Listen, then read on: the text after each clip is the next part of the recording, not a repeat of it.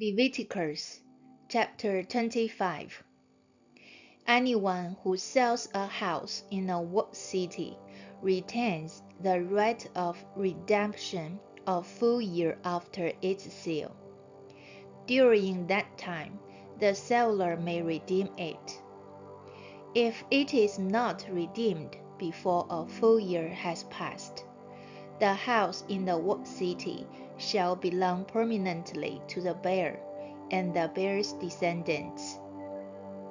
It is not to be returned in the Jubilee. But houses in the villages without walls around them are to be considered as belonging to the open country.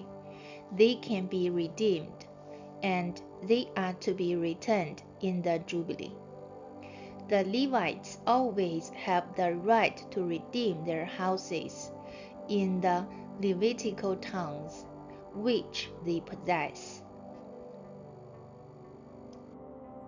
So the property of the Levites is redeemable, that is, a house sold in any town they hold, and is to be returned in the Jubilee, because the houses in the towns of the Levites are their property among the Israelites. But the pasture land belonging to their towns must not be sold. It is their permanent possession. If any of your fellow Israelites become poor and are unable to support themselves among you, help them as you would a foreigner and stranger, so they can continue to live among you. Do not take interests or any profit from them, but fear your God, so that they may continue to live among you. You must not lend them money at interest, or sell them food at a profit. I am the Lord your God, who brought you out of Egypt to give you the land of Canaan and to be your God. If any of your fellow Israelites become poor and sell themselves to you, do not make them work as slaves.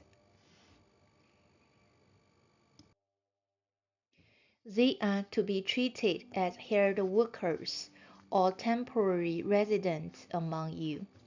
They are to work for you until the year of Jubilee.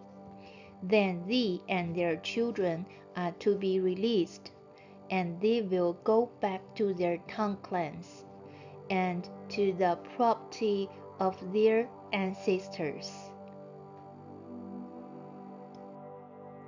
Because the Israelites are my servants, whom I brought out of Egypt. They must not be sold as slaves. Do not rule over them ruthlessly, but fear your God. Your male and female slaves are to come from the nations around you. From them you may buy slaves. You may also buy some of the temporary residents living among you and members of their clans born in your country, and they will become your property. You can bequeath them to your children as inherited property and can make them slaves for life. But you must not rule over your fellow Israelites ruthlessly.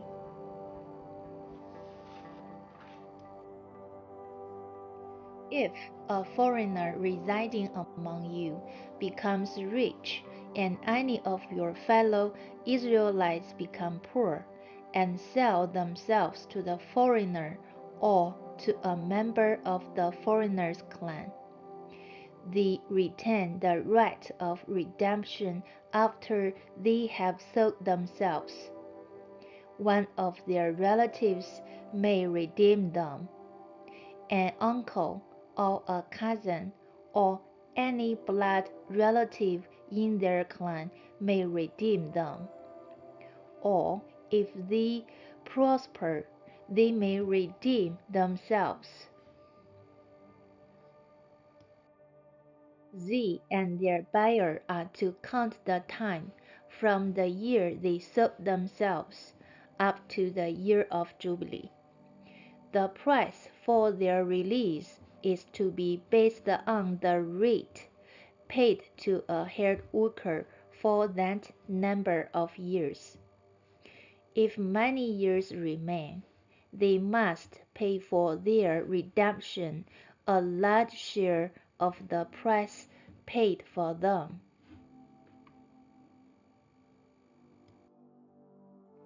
If only a few years remain until the year of Jubilee, they are to compute that the pay for their redemption accordingly. They are to be treated as workers hired from year to year. You must see to it that those to whom they owe service do not rule over them ruthlessly.